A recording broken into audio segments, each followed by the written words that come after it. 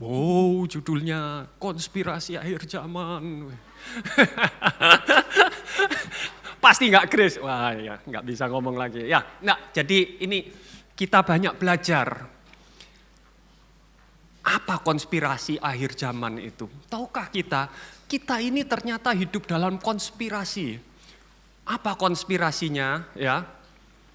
Ya, ini ya semua orang tahu ya, Elia Myron ya. Ini disclaimer dulu, saya bukan anti Elia Myron. Saya ini ngefans sama Elia Myron ya. Saya ngefans, kok pas ini semua orang ini punya doktrin seperti ini. Gereja kita punya doktrin seperti ini, semua gereja ya. Cuman kok pas yang ngomong Elia Myron ya. Elia Myron ngomong apa, dan ini memang dipegang oleh gereja-gereja di seluruh dunia ya. Yang pertama dia bilang Tuhan Yesus gak pernah menyebut Yahweh ya. Ya memang kalau kita baca enggak pernah ya, betul ya? Enggak salah. Terus apalagi ya, kita dengarkan Yahweh. langsung. Dia menyebutnya dengan karena Allah itu enggak punya nama, Bapak Ibu. Allah enggak punya Kalau nama. dia punya nama, berarti dia dinamai. Makanya ketika Musa bertanya kepada dia di dalam Keluaran, siapakah namamu yang akan kuperkenalkan kepada bangsa Israel? Tuhan bilang apa? Akulah aku. I am who I am. Tidak ada nama yang bisa mendeskripsikan aku itu bagaimana. Mengenai kata Allah, jangan takut sama orang sebelah lah. Kenapa? Ya udah cukup ya. Jadi ini yang memang dipegang dan kita semua dari kecil diajari seperti ini. Memang betul ya. Tuhan itu enggak punya nama ya. Ayatnya dari mana? Dari Keluaran 3 ayat 14 seperti yang tadi dikutip sama Elia Myron. Berfirmanlah Elohim kepada Musa. Musa tanya, Tuhan, aku ini memperkenalkan siapa? Tuhan berfirman, aku adalah aku. Lalu dia berfirman, engkau akan mengatakan hal ini kepada Bani Israel, aku telah mengutus aku kepadamu. Benar ya, waktu Musa tanya, memang ini jawabannya Tuhan. Bilang, aku adalah aku yang ngutus kamu. Tapi kenapa kok gak dibaca ayat berikutnya? Ayat berikutnya bilang apa? Ini ayat 14, ayat 15-nya kita baca sama-sama. Elohim berfirman lagi kepada Musa, katakanlah demikian kepada Bani Israel. Yud he vav he, Elohim leluhurmu, Elohim Abraham, Ishak dan Yakub telah mengutus aku kepadamu, itulah namaku selama-lamanya. Dan seperti itulah aku diingat di semua generasi turun-temurun. Jadi ini Tuhan dinamai atau Tuhan memperkenalkan namanya? Memperkenalkan ya. Jadi enggak benar ya kalau misalkan Yud he vav he itu kita menamai Tuhan, bukan ya. Tuhan memperkenalkan namanya adalah Yud he vav he ya. Terus bacanya gimana ya? Ingat tadi ayat ke-14, aku adalah aku ya. Bahasa Ibraninya apa? Ehye, Asher, Ehye ya. Ehye itu ya, ini Ehye, Asher, Ehye. Ehye itu bahasa dari kata dasarnya hayah ya. Aku yang dahulu. Haya itu aku yang dahulu. Lah kok Ehye? Berarti ada Yihye ya. Jadi kata to be, menjadi, itu bahasa Ibrani itu ada tiga bentuk. Hayah, itu dulu, aku yang dulu. Hove, aku yang sekarang. Yihye, itu aku yang akan datang. Kalau ehye berarti ada hayah, juga ada yihye. Jadi ehye itu artinya apa? Aku yang dahulu akan menjadi aku yang kemudian. Asher akan menjadi aku yang dahulu menjadi aku yang kemudian. Panjang banget. Karena itu disingkat langsung. Aku gitu aja. Aku adalah aku. Padahal kalau dijabarkan itu panjangnya seperti itu. Nah, jadi ini adalah clue, ini adalah petunjuknya, bacanya Yud He Vav He itu gimana. Tadi waktu Anda datang, Anda dengar lagunya, ya, itu lagu yang selalu dinyanyikan oleh rabi-rabi, oleh orang-orang Yahudi, 1 hari 2 kali. Kalau Anda belajar di seminari teologinya Yahudi, itu lagu tiap hari 2 kali dinyanyikan. Kenapa? Itu lagu untuk mengingat siapa Tuhan itu.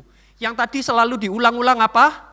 Hu Haya, Hu Hove, Hu Yihye. Haya, Hove, Yihye. Ya ini. Nah, terus bacanya Yud He Vav He itu gimana? Ya, bacanya itu gini. Yod, Yihye. Ya, sebut. Ye. He. Apa? He sama Vav. Hove. Ya. Hove. Ya, jadi Hov. Ya, tadi apa? Ye. Hov. Terakhir apa? Haya. Ah. Jadi Yev, Hov, Yehovah. Ya. Jadi ini adalah clue-nya. Cara bacanya 15 itu, Yud He Vav He, itu dijabarkan dulu di 14. Haya, Hove, Yihye, Yehovah. Jadi Tuhan itu bilang, aku ini dari dulu sudah ada, sekarang ada, sampai nanti aku ada. Jadi Tuhan bilang, aku ini kekal. Dan Yehovah itu adalah memperkenalkan. Ini loh karakternya Tuhan, ini sifatnya Tuhan. Tuhan itu kekal, Yehovah. Ya, bahkan Tuhan Yesus sendiri memperkenalkan bahwa dia adalah Yehovah. Taunya di mana? Di Wahyu. Yesus berfirman, aku adalah Alfa dan Omega, yang awal dan yang akhir. Yang ada apa? Hove, yang telah ada apa? Haya, yang akan datang Yihye, penguasa semesta. Tadi lagu judulnya apa? Adon Olam, penguasa semesta. Ngerti ya? Jadi Tuhan sendiri ini memperkenalkan dirinya, aku ini Yehovah, ya. Nah, terus kenapa kok bukan Yahweh? Ingat, kalau Yud He, ya, nama itu kalau Yud He di depan itu dibaca Yehu. Tapi kalau Yud He di belakang itu dibaca Yah. Ya, contohnya apa? Yehosua, Yehezkiel. Ya, ini yang di depan-depan semua. Yehoakim. Kalau di belakang apa?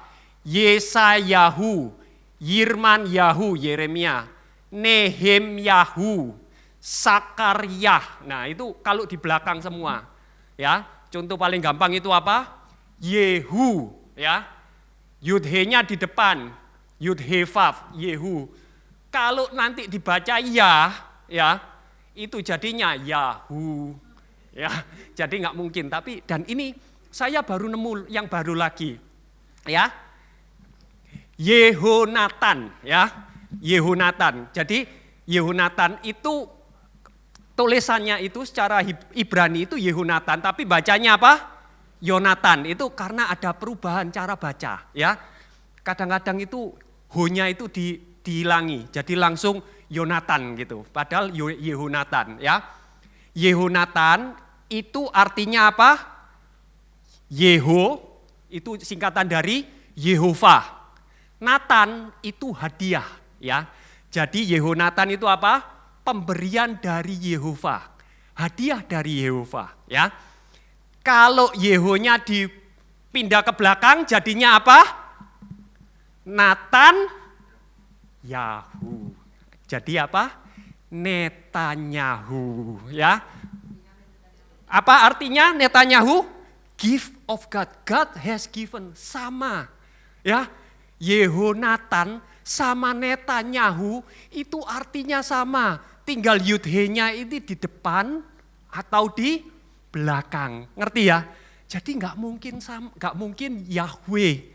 Karena Yud He kalau di depan itu pasti bacanya Yehu, ya, nggak mungkin ya. Jadi nggak mungkin Yahweh. Lagi pula apa? Yahweh itu namanya dewa pagan, ya. Dikatakan Anda bisa search di di Wikipedia, ya, ini adalah bukti otentik, ini hasil ekskavasi, sekeping koin drachma ditemukan di provinsi Persia Yehud, menampilkan siapa? Yahweh, dalam kurung apa? Dewa bulan, ya. Apakah Tuhan mau namanya disamakan sama dewa? Tak mau. Akulah Yehova, itulah namaku. Sekali lagi, ini dinamai atau memperkenalkan? Memperkenalkan. Tuhan sendiri selalu bilang, akulah Yehova, itulah namaku. Dan aku tidak akan memberikan kemuliaanku pada yang lain. Dan pujianku kepada patung. Jadi Tuhan gak mau namanya itu digabung-gabung, disama-samakan dengan yang lain. Beda, gak ada. Nanti bingung, Yahweh, bukannya Yahweh itu dewa agan, bukan. Sekarang saya tanya, ada enggak dewa yang namanya Yehova selain Tuhannya kita? Enggak ada. Kalau Yahweh masih ada. Karena itu enggak mungkin Yahweh, pasti Yehova, ya. Tapi itu memang nama itu terlalu kudus. Bahkan Tuhan sendiri ngomong apa?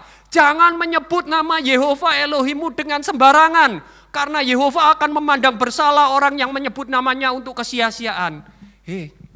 Kalau menyebut dengan kesia-siaan itu memang betul.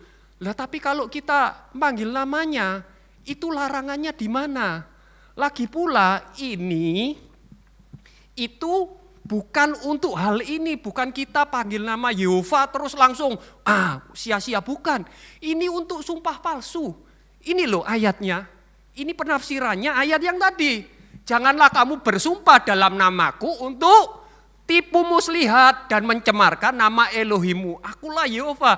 Jadi yang disebut dengan sia-sia itu kamu jangan sumpah pakai namaku, terus sumpahnya itu palsu. Itu yang gak boleh, itu yang sia-sia. Bahkan Tuhan bilang apa? Engkau harus bersumpah demi namaku. Kenapa ayat ini gak pernah diperkenalkan? Ngerti ya? Jadi ini Tuhan ngomong, kalau kamu sumpah, kamu harus sumpah atas namaku. Kenapa? Sumpahmu itu harus kamu tepati. Jangan kamu langgar. Biarlah ya adalah ya, tidak adalah tidak. Ya, Tuhan ngomong, kamu sumpah pakai namaku.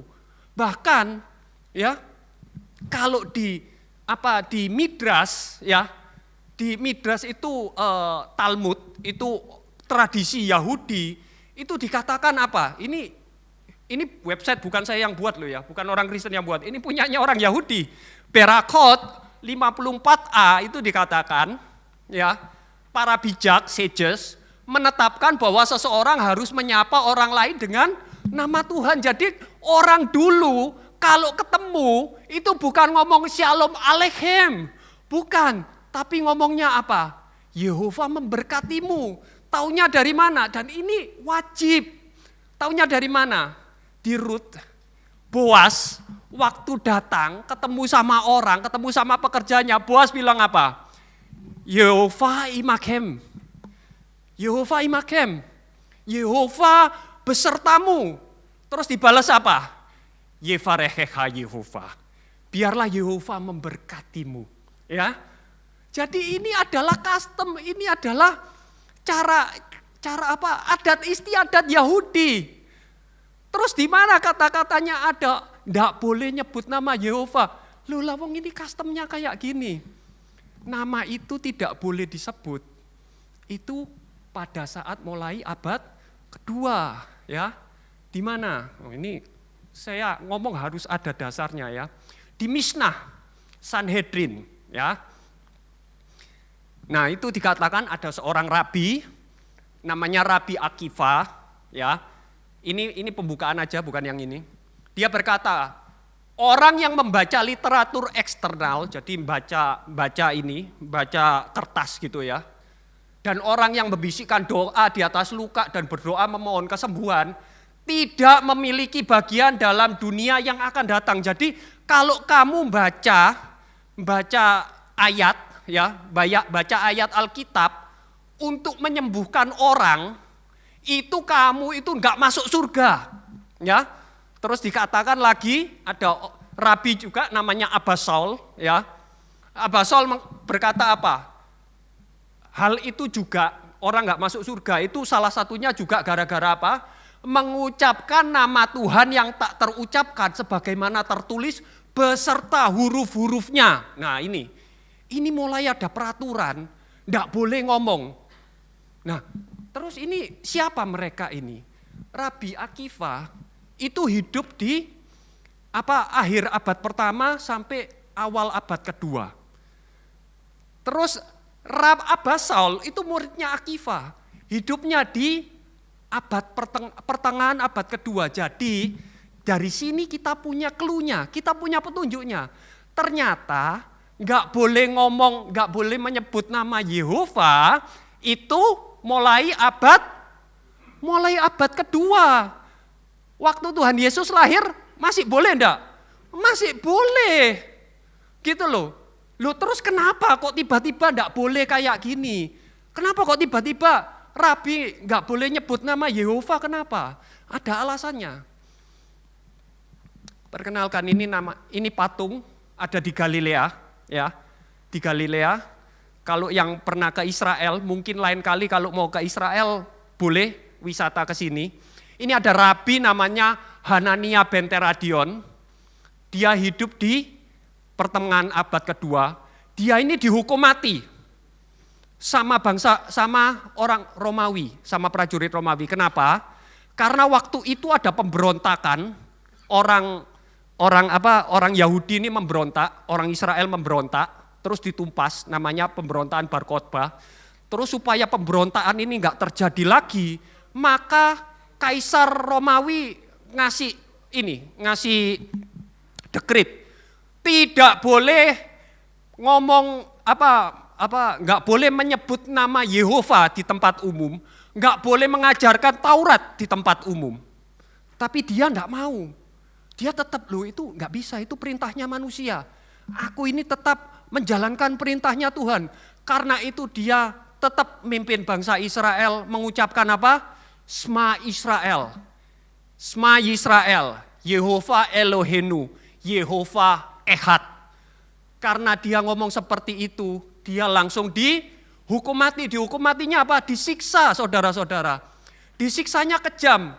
Dia dibakar hidup-hidup, tapi dibakarnya itu Torah, gulungan Torah itu, bukunya itu ditaruh di dadanya, terus dikasih air, dikasih kain basah. Supaya apa? Supaya enggak langsung mati. Kalau dibakar matinya cepat. Tapi kalau dikasih kain basah terus dikasih ini Torah, kayak digodok, kayak di steam itu diapakan ya? Kayak direbus, kayak ngerti ya, kayak di steam gitu loh. Iya, kayak dikukus. Enggak mati-mati. Karena itu Abah Saul ini kasihan.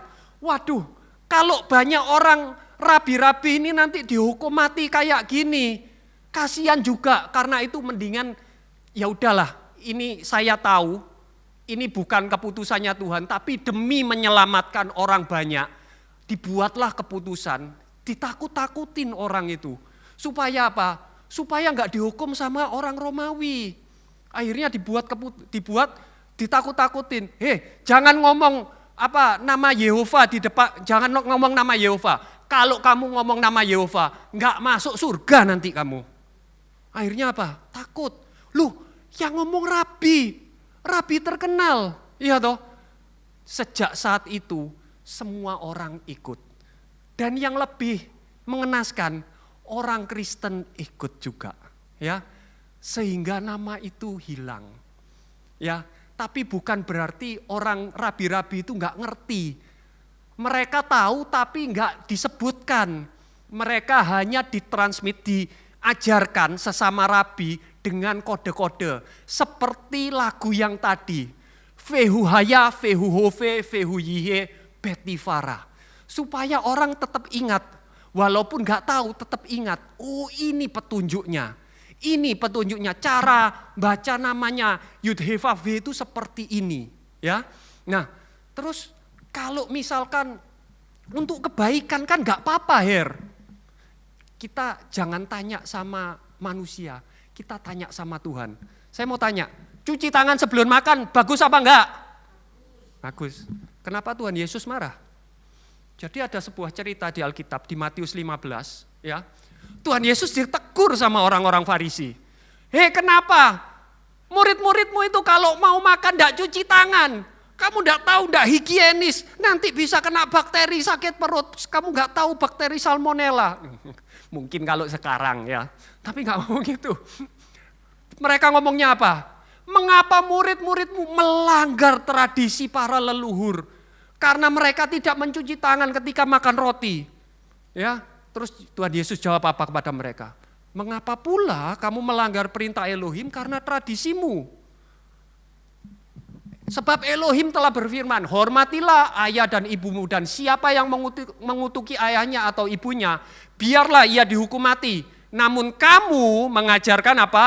Siapapun dapat berkata kepada ayah atau ibunya, sesuatu yang berguna bagimu telah aku berikan kepada Tuhan sebagai persembahan. Dengan demikian menghormati ayahnya atau ibunya tidak lagi diwajibkan baginya. Maka kamu telah membatalkan perintah Elohim melalui tradisimu itu. Tuhan Yesus ngomong, lu kamu ini apa? Kamu lebih penting tradisimu, perintah-perintahmu daripada perintahnya Yehova. Ini yang jadi masalah. Hai orang munafik, Yesaya telah bernubuat dengan tepat mengenai kamu. Ketika mengatakan, bangsa ini mendekat kepadaku dengan mulutnya dan menghormati aku dengan bibirnya, tetapi hatinya menjauh dariku. Mereka menyembahku dengan sia-sia dan mereka mengajarkan ajaran yang hanya merupakan perintah-perintah manusia.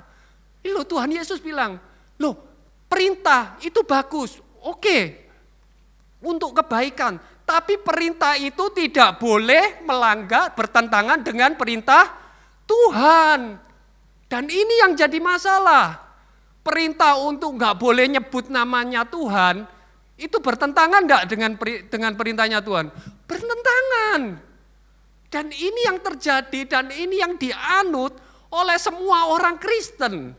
Padahal orang Kristen bilangnya, apakah kita mengikuti ajaran rabi-rabi?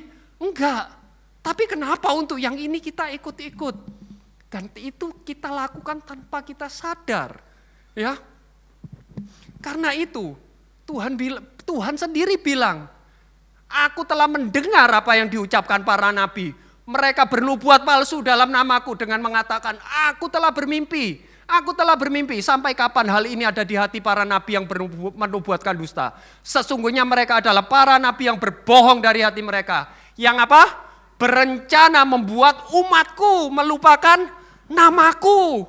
Dengan mimpi-mimpi mereka yang mereka ceritakan kepada sesamanya. Sebagaimana leluhur mereka telah melupakan namaku karena Baal. Jadi ternyata melupakan nama Tuhan ini bukan sesuatu yang baru. Ini sudah terjadi sejak dulu. Dan Tuhan sudah bilang, jangan dengarkan mereka ini nabi-nabi palsu. Tuhan bilang apa? Tuhan ini kepingin umatnya kenal dengan dia. Kepingin umatnya itu kenal namanya. Sebab itu umatku akan mengenal namaku. Berarti kalau kita ini umatnya Yehova, kita kenal namanya. Tapi kenapa sampai hari ini 99,9% orang Kristen di seluruh dunia gak kenal namanya. Bahkan sampai ada yang bilang, gak punya nama. Ayatnya di mana? Demikian akan terjadi pada hari itu. Bahwa akulah dia yang berfirman apa? Dengarkan aku. Jangan dengarkan nabi-nabi palsu itu. Dengarkan Tuhan. Tapi kita lebih dengarkan apa? Kita lebih dengarkan bapak-bapak gereja kita. Walaupun itu bertentangan, tapi kita tidak tahu. Kita diajarkan dari kecil seperti itu. Benar ya? Nah, padahal apa Tuhan bilang, kalau kamu umatku, dikatakan, kamu pasti tahu namaku. Siapakah namanya? Siapakah nama putranya? Pastilah engkau tahu. Kita tahu nama anaknya, tapi kita tidak tahu nama Bapa. Dan kita tenang-tenang saja. Ya, kita tidak pernah coba cari tahu. Kalau nggak tahu, paling nggak cari tahu lah. Karena kita umatnya. Ini ada sebuah ilustrasi. Ada yang tahu ini apa? Yang muda-muda mungkin tahu. Keiko, apa ini? K-pop Demon Hunter, ini film yang lagi viral di seluruh dunia. Ya, lagi viral, wah ceritanya bagus, lagunya bagus. Ya. Sampai orang-orang ini searching, wah ini yang ngisi suara ini siapa? Namanya siapa? Yang buat lagu siapa? Siapa yang pengisi, yang buat lagu siapa? Keiko? Gak ingat. Namanya IJ, ya. Orang searching, wah namanya IJ. Wah latar belakangnya gimana? Oh kasihan loh, dia ini sudah susah-susah training selama sekian belas tahun. Ternyata akhirnya ditolak, ya toh. Untuk sesuatu yang demi memberikan kita kesenangan sesaat. Kita rela searching, wah latar belakangnya gimana, dicari namanya gimana. Tapi untuk Bapa yang mengutus anaknya untuk mati bagi kita, pencipta kita, yang memberi napas kehidupan bagi kita tidak care, kita tidak tahu namanya. Bukankah itu sesuatu yang ironis? Betul sekali. Ironis bukan? Katanya kita sayang sama Bapa, ya. Tapi kenapa sesuatu itu? Padahal Tuhan kepingin apa? Kepingin supaya namanya itu dapat dinyatakan di seluruh bumi. Gimana namanya bisa dinyatakan di seluruh bumi? Kalau kita anak-anaknya aja kita nggak ngerti namanya siapa. Padahal Tuhan bilang apa? Bangsa-bangsa itu, ini untuk bangsa-bangsa, orang-orang di luar sana. Aku akan membuat mereka mengetahui tanganku dan keperkasaanku. Dan mereka akan mengetahui bahwa namaku adalah Yehova. Tuhan kepingin seluruh dunia bangsa-bangsa itu tahu kalau namanya dia itu Yehova. Tapi kita, nggak ngurus. Yang penting tahu namanya Yesus, cukup. Padahal Tuhan bilang apa? Siapakah namanya? Siapakah nama anaknya? Pastilah kamu tahu. Jadi nama Bapa dan nama anak, ini satu kesatuan. Harusnya kita sebagai umat yang kita tahu semua. Siapa nama Bapa kita? Amin saudara-saudara. Nah, terus tadi bilangnya apa? Loh, Tuhan Yesus kan enggak pernah itu mengajarkan nama Yahweh. Beneran enggak? Ya. Kita belajar sama-sama ya. Ini agak fokus ya. Mungkin agak membosankan tapi ini penting. Ya fokus. Tuhan Yesus bilang apa? Aku datang dalam nama Bapakku. Loh, gimana caranya Tuhan Yesus datang dalam nama Bapakku? Tetapi kamu tidak menerima aku. Jika orang lain datang dalam namanya sendiri, kamu menerimanya. Apa artinya Tuhan Yesus datang dalam nama Bapa? Ya, kita belajar itu harus sesuai di dalam Alkitab itu jawabannya ada semua. Di Matius 1 ayat 21 ya, waktu Yusuf mendapat mimpi, Tuhan bilang apa? Ia akan melahirkan seorang putra dan kau akan menamai dia Yesus. Dalam bahasa Ibraninya apa? Yesua atau tulisannya tadi ingat Yonatan itu aslinya Yehonatan, tapi ho-nya enggak dibaca. Berarti Yesua itu Yehosua ya. Karena dia siapa? Yehova yang akan menyelamatkan. Menyelamatkan itu Yosia ya. Umatnya dari dosa ya. Jadi ada Yehosua, ada Yehova, ada Yosia. Berarti Yehosua itu kepanjangan dari Yehova, Yosia, Yehova yang menyelamatkan. Yehova menyelamatkan itu, Yehosua itu artinya Yehova menyelamatkan. Jadi namanya Tuhan Yesus sendiri itu adalah dari Yehova. Ya, karena itu Tuhan Yesus itu datang dalam nama Bapa. Datang dalam namanya Yehova. Bahkan kapan Tuhan Yesus bilang aku tidak pernah memperkenalkan nama? Terus ini apa? Ini doa Tuhan Yesus, kita bisa baca di Yohanes 17 ya. Tuhan Yesus bilang apa? Aku telah memperkenalkan namamu. Memperkenalkan kata-kata yang dipakai di sini, mendeklarasikan bahasa Inggrisnya. Aku telah mendeklarasikan namamu kepada mereka dan aku akan terus memperkenalkannya supaya kasih-Mu kepadaku ada di dalam mereka dan aku di dalam mereka. Jadi apakah Tuhan Yesus terus memperkenalkan? Kalau enggak berarti bohong ini Tuhan Yesus. Ya. Kenapa kita enggak aware? Kita enggak ngeh karena kita dari awal otaknya ini sudah terpatri, enggak perlu, enggak ada namanya, enggak perlu dipelajari padahal Tuhan Yesus sendiri penting bagi Tuhan Yesus. Namanya Bapa ini penting dan selalu dideklarasikan dan selalu diperkenalkan.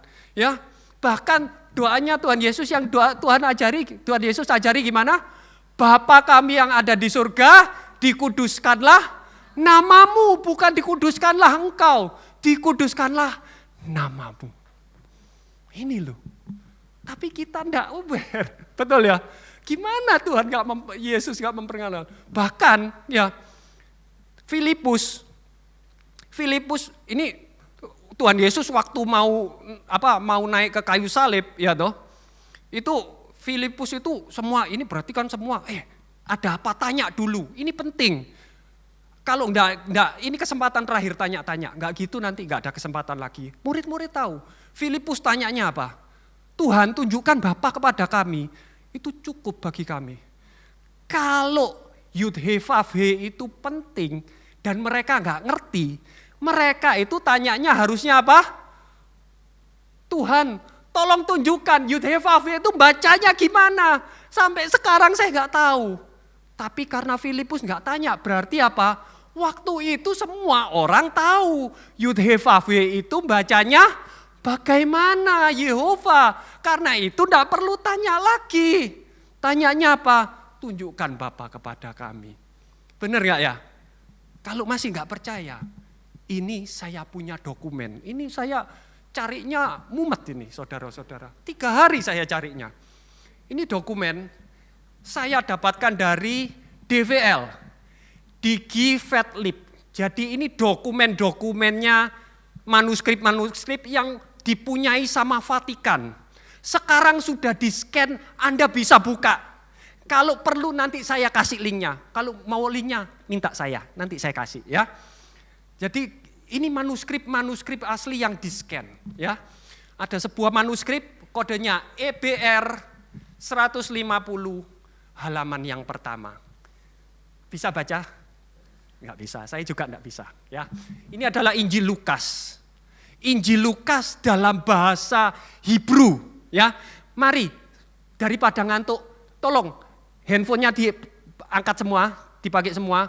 Buka Alkitab, buka Lukas 1 ayat ke-5, kita baca sama-sama ya. Buka yang TB aja, TB ya, terjemahan baru. Enggak usah pakai versi yang lain. Pakai versi TB ya. Ya, saya minta Pastor Lili, kan ada mic-nya. Tolong Pastor Lili, Anda baca yang bahasa Indonesianya dibaca Allah, enggak apa-apa ya. Mulai ayat yang ke-5. Pada zaman Herodias Raja Yudea, adalah seorang imam yang bernama Zakaria dari rombongan Abia. Istrinya juga berasal dari keturunan Harun, namanya Elisabet. Keduanya adalah benar di hadapan Allah. Nah, cukup stop. Cukup sampai situ ya. Mereka kedua benar di hadapan Allah ya. Nah, itu ini loh. Anda lihat yang ini ya. Ini.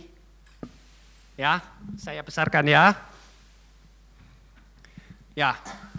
Benar di hadapan Allah. Ini. Ya, yang sini. Hebrew bacanya dari kanan ke kiri ya. Ini Sadikin Livne Yehova, bukan Allah. Ya, dan yang ini yang lebih penting lagi apa? Yehova, Yud He Vav He-nya lengkap dengan vokalnya. Vokalnya di mana? Ini loh vokalnya. Ini Fa, E. Itu titik di atas, itu kolam O. Yang ini kayak T ini bacanya kamats. Jadi bacanya apa? Yehova. Jadi ini loh, memang benar Injil Lukas ini translasi dari Greek, dari Yunani. Tapi siapapun yang menulis ini, waktu itu masih nggak ada larangan untuk untuk nulis Yudhevave ini nggak ada vokalnya. Sekarang kan vokalnya itu huruf hidupnya itu dihilangi semua. Tapi waktu itu siapapun yang nulis ini, huruf hidupnya itu masih ada semua. Jadi dengan adanya huruf hidup ini kita bisa baca Yehova, bukan Yahweh, bukan Yahuwah, bukan Yehoa, bukan Yehova, ya. Jadi ini sudah jelas Yehova. Jadi terus lanjut Pastor Lili, tolong. Benar di hadapan Allah, ya. Jadi Allah itu di sini harusnya apa? Yehova, Yehova diganti Allah. Terus lanjut. Keduanya adalah benar di hadapan Allah yang Nah. sudah diganti, yang sekarang digantikan dari Yehova, ya. Ya. Dan hidup menurut segala perintah dan ketetapan Tuhan yang tidak Tuhan. bercacat. Di sini apa? Sama. Yehova. Berarti apa? Allah, itu Yehova itu diganti Allah, Yehova juga diganti Tuhan. Jadi Tuhan tiap kali di perjanjian baru, Anda lihat tulisan Tuhan dan Allah itu kalau Hebrunya itu apa? Yehova. Karena itu Anda baca gak akan nemu di mana Yehova. Karena sudah diganti semua. Bukan berarti Tuhan Yesus gak pernah ngajarkan, Tuhan Yesus gak pernah ngomong. Tapi karena sudah dirubah ya gak mungkin nemu saudara-saudara. Gak percaya, lanjut terus Pastor Lili. Tetapi mereka tidak mempunyai anak, sebab Elisabet mandul dan keduanya telah lanjut umurnya. Pada suatu kali waktu tiba giliran rombongan, giliran rombongannya, Zakaria melakukan tugas keimaman di hadapan Tuhan. Di hadapan Tuhan, ini apa? Yehova. Ya, lanjut. Sebab ketika diundi sebagaimana lazimnya untuk menentukan imam yang bertugas, dialah yang ditunjuk untuk masuk ke dalam bait suci dan membakar ukupan di situ. Sementara itu seluruh umat berkumpul di luar dan sembahyang. Waktu itu adalah waktu pembakaran ukupan. Maka tampaklah kepada Zakaria seorang malaikat Tuhan. Ini apa? Yehova. Malaikat Yehova. Sudah nggak usah dilanjutkan nanti terlalu panjang. Jadi lihat semua ya, Yehova. Anda baca Tuhan, Allah. Di sini apa? Yehova semua. Terus tolong langsung lanjut ayat 26 Pastor Lili. Ini penting. Dalam bulan yang ke-6, Allah menyuruh malaikat Gabriel pergi ke sebuah kota Yehova, ya. di Galilea bernama Nazaret. Yehova. Iya, Yehova. Kepada seorang perawan yang bertunangan dengan seorang bernama Yusuf dari keluarga Daud, nama perawan itu Maria. Ketika malaikat itu masuk ke rumah Maria, ia berkata, "Salam hai engkau yang dikaruniai, Tuhan menyertai engkau." Oke, cukup. Yehova menyertai engkau. Nah, ya. Ini ya, salamnya itu gimana? Shalom live, Shalom. Menek ahem, Yehova imach. Ya, jadi salamnya itu Shalom live, Menek ahem, Yehova imach. Yehova menyertai engkau. Ingat tadi sama seperti apa? Salamnya Rut. Boas, ya. Kepada Boas. Di Rut. Salamnya apa?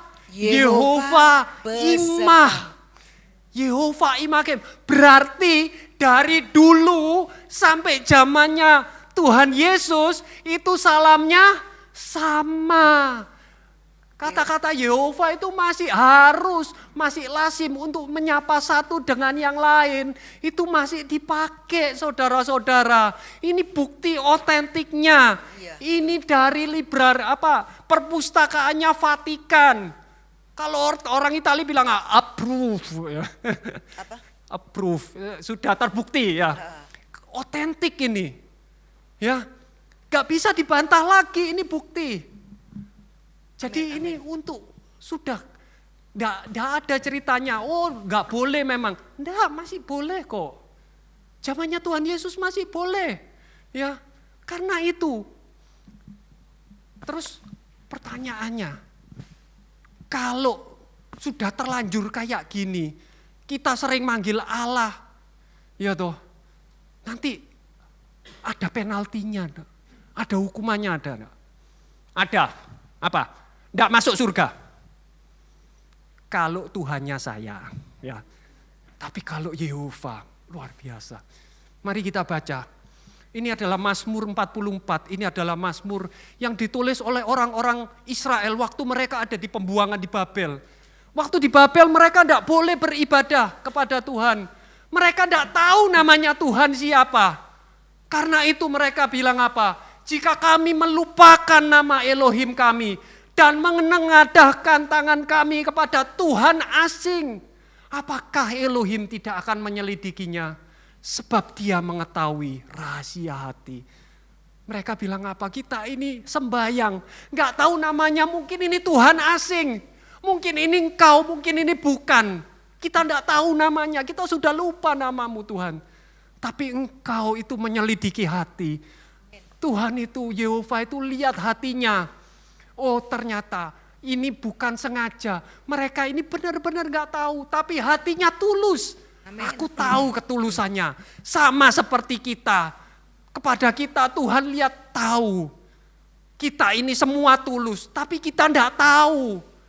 Kita ini ya namanya tradisi ya kita jalankan.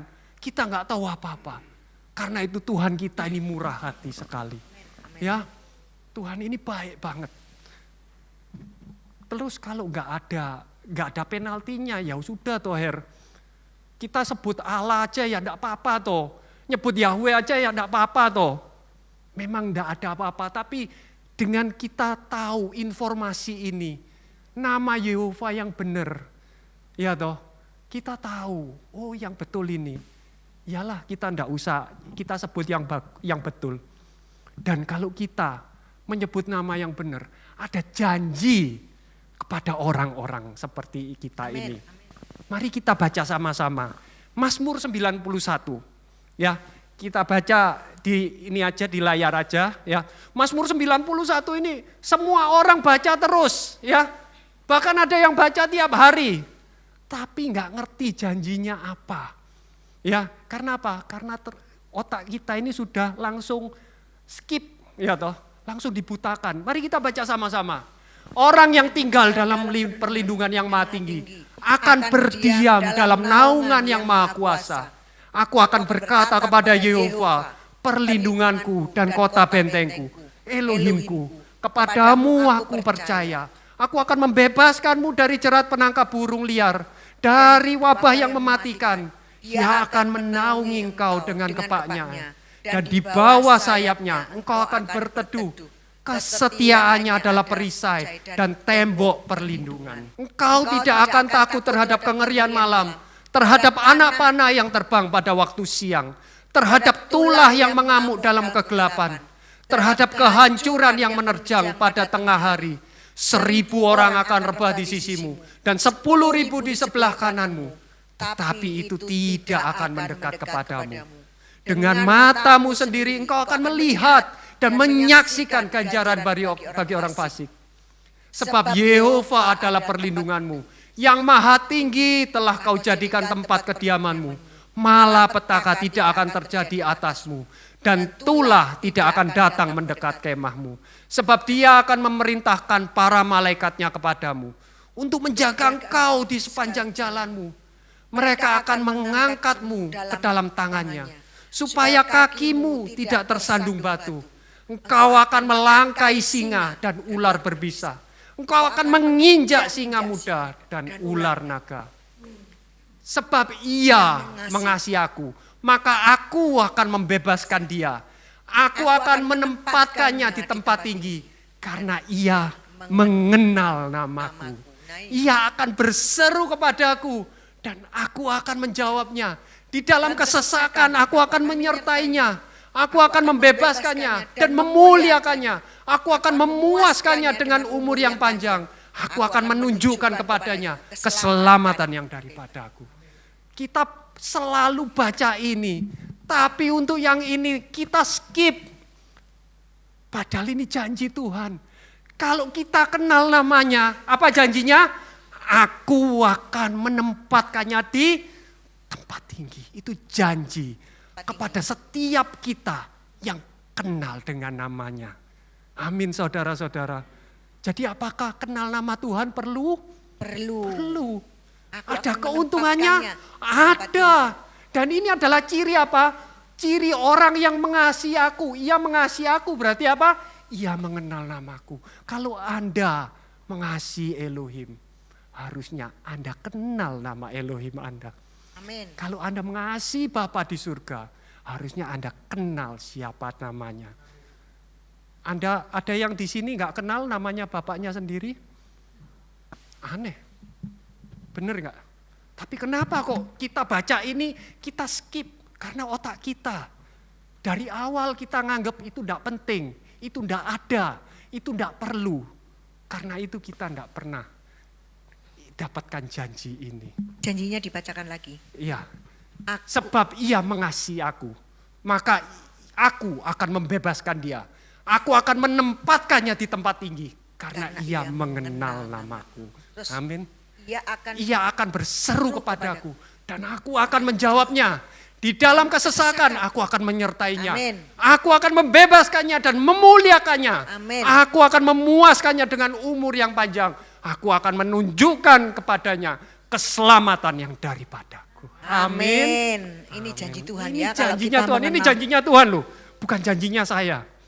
Ini untuk kepentingan Anda sendiri. Janji Tuhan kalau kita mengenal namanya. Kalau kita kenal namanya. Amin saudara-saudara. Amin ya. Nah karena itu.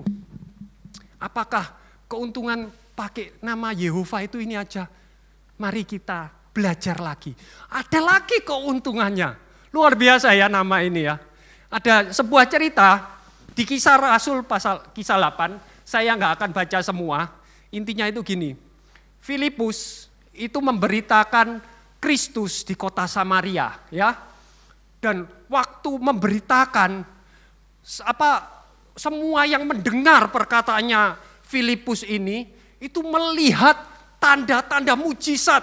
Jadi Filipus ini pada saat mengabarkan Injil, ingat dimanapun Injil diberitakan selalu ada mujizat.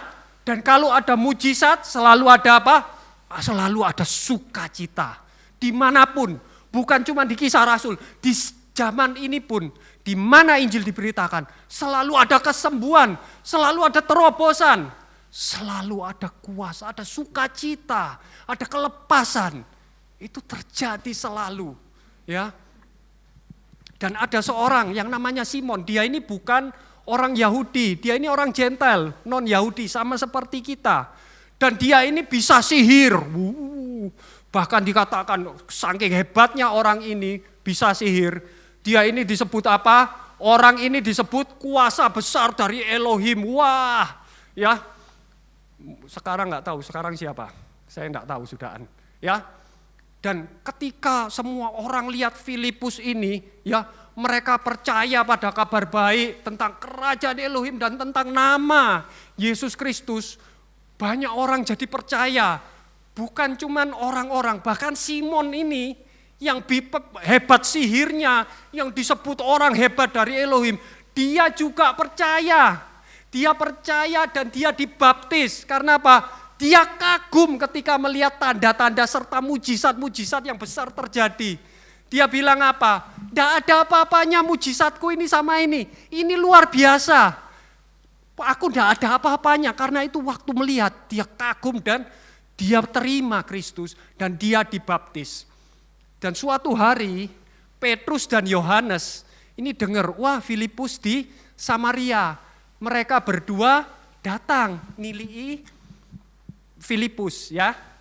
Terus apa? Terus mereka kedua orang ini menumpangkan tangan di jemaat di Samaria ini supaya apa? Supaya mereka menerima Roh Kudus ya. Terus ketika Simon melihat bahwa Roh Kudus diberikan dengan penumpangan tangan oleh para rasul, Maka ia pun menawarkan uang kepada mereka berkata, berikanlah kepadaku juga kuasa itu supaya jika aku menumpangkan tangan, orang dapat menerima Roh Kudus. Jadi semua orang, bukan cuman kita. Siapa yang kepingin kalau kita menumpangkan tangan, terus mujizat terjadi. Orang mati bisa bangkit lagi, orang sakit bisa sembuh, ya, orang lumpuh bisa berjalan. Siapa yang kepingin? Kita semua kepingin. Bukan cuma itu, orang-orang di luar sana juga kepingin. Simon juga kepingin waktu itu. Ini orang Gentile sama seperti kita, bukan orang Yahudi. Semua orang kepingin, ya. Tapi nggak tahu caranya. Karena itu, mereka ini orang-orang waktu itu coba niru. Coba niru, ini gimana sih? Mereka ini orang-orang Kristen ini kok bisa, ya toh, buat mujizat-mujizat itu. Dan ini ada sebuah dokumen, ya. Dokumen ini namanya Papirus 121, ya. Greek Magical Papyrus. Dikatakan apa? Naskah ini bersifat magis dan berisi berbagai mantra serta ini apa? Ramalan Homer. Naskah ini diklasifikasikan sebagai sihir, ramalan dan pengobatan, ya. Pengobatan. Jadi ini naskah, ini orang menceritakan bagaimana orang-orang Yunani waktu itu ini niru orang-orang Yahudi, ya, dalam hal ini orang-orang Yahudi yang percaya kepada Kristus, Messianic Jews waktu itu. Ini papirus ini abad ketiga, ya. Ini ada di British Library di London, ya. Nah, di sini diceritakan tata caranya gimana. Gimana caranya ini? Dalam namanya siapa, ya. Nah, ini Anda lihat ya. Saya besarkan. Mereka berdoa dalam namanya siapa? Ini iota, ini ini epsilon, ini omega, O, ini alfa, A. Kalau digabung apa? IEOA. Ya, kenapa kok bukan Y? Karena huruf Greek Yunani itu enggak ada Y. Bahkan di KJV yang awal-awal itu enggak ada Yehova, adanya apa? Iehova, pakai I. Enggak ada Yesus, adanya Iosus, ya. Karena enggak ada Y. Jadi Y-I-Y-O-A. Kenapa bukan Yehova? Karena enggak ada V, mereka enggak punya V. Jadi mereka nyoba gimana menyebutkan ini dengan kemampuan mereka. Ternyata mereka ini niru. Oh, untuk menyembuhkan, untuk itu mantranya itu doa sama Yehova. Karena itu ingat tadi Rabi Akiva bilang apa? Enggak boleh menyembuhkan orang. Kenapa? Karena nyembuhkannya pakai nama Yehova. Dan mereka enggak mau loh. Ini Gentile kok pakai namanya Tuhan kita untuk menyembuhkan orang. Enggak boleh. Kalau kamu lakukan itu, kamu masuk neraka, enggak diterima di surga. Jadi alasannya apa? Alasannya karena mereka iri. Taunya dari mana? Sekali lagi, dari Alkitab. Alkitab kita ini ceritanya ada. Kalau kita pelajari jawabannya ada semua. Ingat, tiap kali Tuhan Yesus itu menyembuhkan orang, orang Farisi marah. Harusnya kalau lihat orang sembuh harusnya seneng dong. Tapi kenapa mereka marah? Jadi ada orang tangannya ini lumpuh, terus tangannya sama Tuhan Yesus disembuhkan. Lalu apa? Orang-orang Farisi bersama orang-orang Herodian segera keluar dan membuat persengkokolan melawan dia supaya mereka dapat membunuhnya. Buat persengkokolan, buat konspirasi. Gimana caranya buat bunuh Tuhan Yesus? Kenapa? Loh, Tuhan Yesus bisa nyembuhkan orang. Mereka marah. Terus apa lagi? Ingat waktu kejadiannya Lazarus. Sesudah Tuhan Yesus membangkitkan Lazarus, banyak orang dari Yahudi ini datang kepada Maria dan menyaksikan apa yang sudah Yesus lakukan dan menjadi Percaya, lihat mujizat. Lu ini orang mati. Sudah 4 hari. Bisa bangkit lagi.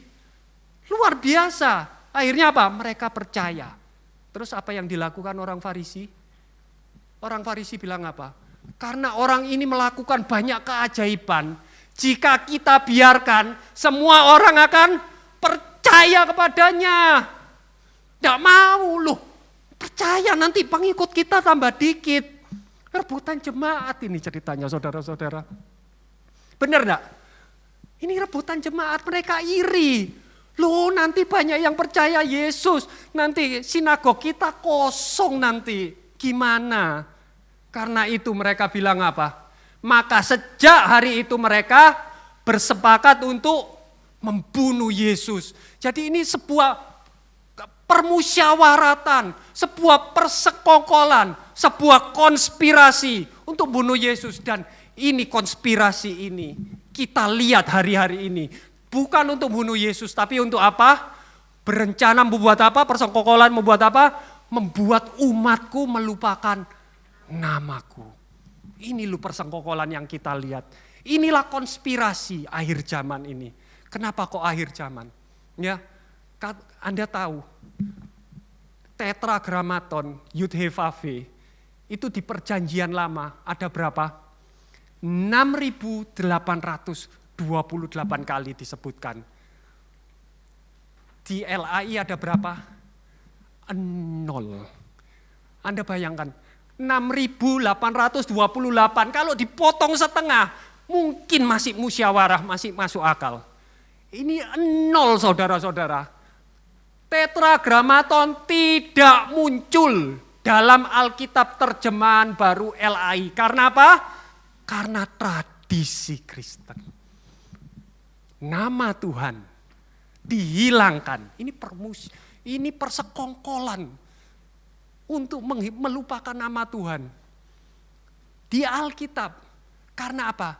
Karena tradisi Kristen. Ingat tadi Tuhan Yesus ngomong apa? Kamu telah membatalkan perintah Elohim melalui tradisimu. Inilah tradisi yang membatalkan perintahnya Tuhan. Inilah persekongkolan yang kita lihat hari-hari ini. Yang kita jalani hari-hari ini. Kenapa kok ini penting? Kenapa kok ini akhir zaman? Karena Tuhan Yesus bilang apa? Kamu tidak akan lihat aku lagi. Sampai kamu berkata, diberkatilah dia yang datang dalam nama Yehova. Berarti nanti Tuhan Yesus bilang apa? Tunggu kalau sampai semua orang itu ngerti namanya Yehova. Bukan semua, paling gak ada yang ngomong. Bahwa nama, kalau di terjemahan ini kan apa? Diberkatilah engkau dalam nama Tuhan. Tapi ini Tuhan Yesus Yehova. Kenapa kok Yehova? Karena ini kutipan dari Mazmur. Baruk haba Yehova. Baruk haba Bashem Yehova. Diberkatilah dia yang datang dalam nama Yehova. Karena itu ini ada hubungannya dengan akhir zaman ini. Rapture kapan Bu Lili? Katanya tanggal 23 ini, siap-siap ya. Ya saya berharapnya benar, saya benar-benar berharap. Ya, kenapa? Karena pada hari itu, ya Zakaria bilang, pada saat Tuhan Yesus datang lagi, pada saat hari itu kakinya akan berjejak di Bukit Zaitun yang terletak di depan Yerusalem dari sebelah timur, dan di Bukit Zaitun itu akan terbelah menjadi 2 dari timur ke barat sehingga terbentuk sebuah lembah yang sangat besar, dan setengah dari bukit itu akan bergeser ke utara dan setengah lagi ke selatan. Jadi ini kedatangan Tuhan Yesus yang kedua. Apa yang terjadi sesudah itu? Pada hari itu Yehova akan menjadi raja atas seluruh bumi. Yehova adalah satu-satunya dan namanya pun satu. Jadi nanti tuh Yehova ini akan jadi raja atas semuanya. Ini sama persis dengan apa? Di Wahyu dikatakan apa? Tuhan Yesus itu apa gelarnya? Raja di atas segala raja dan Tuhan di atas segala Tuhan. Kenapa? Karena dia menang perang, semua sudah ditaklukkan. Dia satu-satunya raja yang ada, dia satu-satunya Tuhan nanti yang ada. Dan namanya itu satu. Sudah nanti gak ada nama yang lain. Gak ada mungkin Yahweh, Yahuwah, ya apalah versinya banyak. Tidak ada, nanti cuma satu. Dari mana taunya? Di Sefannya. Sefannya sudah menubuatkan.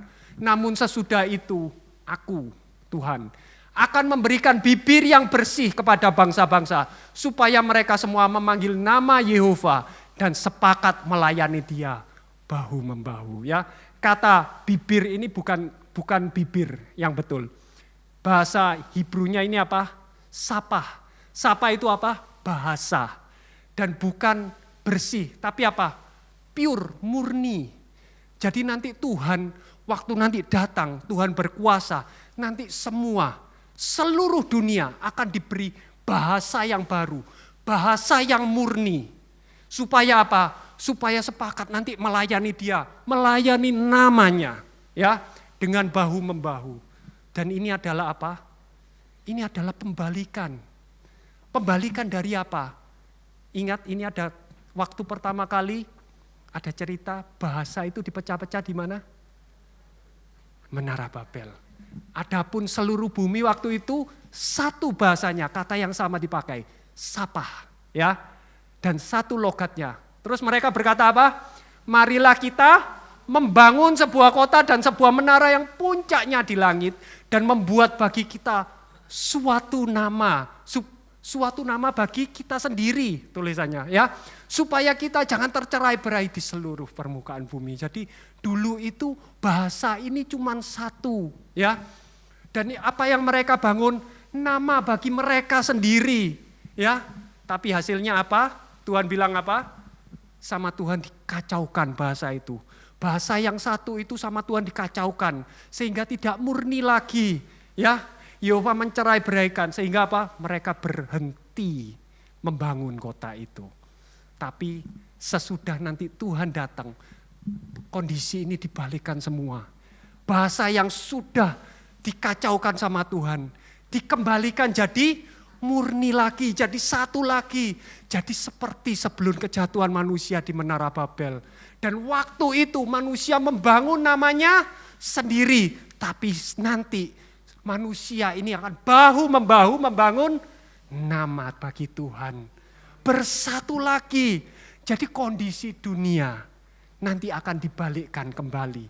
Seperti seharusnya. Kapan itu? Kerajaan 1000 tahun. Amin saudara-saudara. Kita lihat, kita ini sedang menjalani zaman-zaman ini.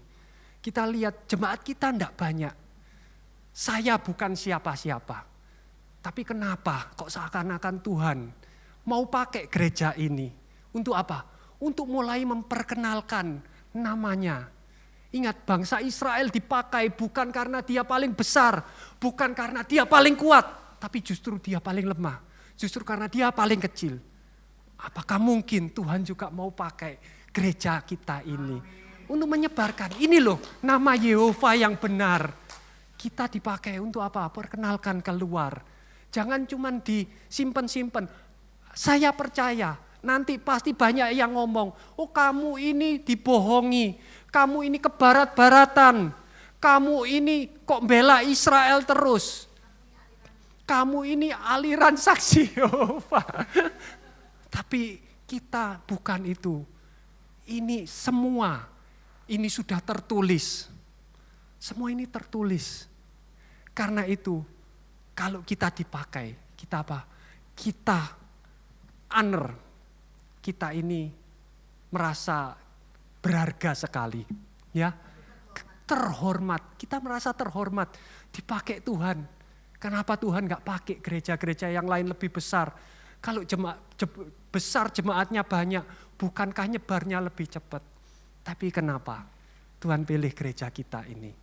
Jemaatnya Anda lihat kanan kiri tidak banyak. Ya, tapi kita diajarkan untuk apa? Untuk selalu mengajarkan apa kehendak Tuhan. Apa perintahnya Tuhan. Apa yang tertulis. Apa yang benar-benar perintah Elohim. Bukan tradisi gereja, bukan ajaran manusia. Kan, bukan agamawi. Karena itu, mari kita sama-sama, kita sebarkan. Namanya Tuhan itu Yehova. Tuhan itu punya nama. Tuhan itu memperkenalkan namanya. Tuhan Yesus itu memperkenalkan namanya Bapa. Dan Tuhan Yesus itu namanya sendiri. Itu adalah nama Yehova. Mari kita berdoa. Tuhan, terima kasih Tuhan atas semua kebaikan-Mu. Tuhan, dari sini kita melihat betapa besarnya Engkau. Betapa sayangnya Engkau kepada kita. Engkau berfirman, Engkau berjanji. Barang siapa mengenal Engkau, maka Engkau akan menaunginya. Engkau akan melindungi dia. Engkau akan memuliakan dia. Engkau akan meninggikan dia. Terima kasih atas janji-Mu itu Tuhan. Dan biarlah perintah ini Tuhan bukan cuma kita pegang, tapi juga kita sebarkan. Kita bagikan kepada saudara-saudara kita yang lain. Supaya seluruh dunia tahu siapa Engkau. Supaya seluruh bumi tahu bahwa Tuhan itu punya nama. Dan dalam namanya ada janji, ada berkat, ada kemuliaan. Terima kasih Bapak. Di dalam nama Tuhan Yesus Kristus semua yang percaya katakan amin. Mari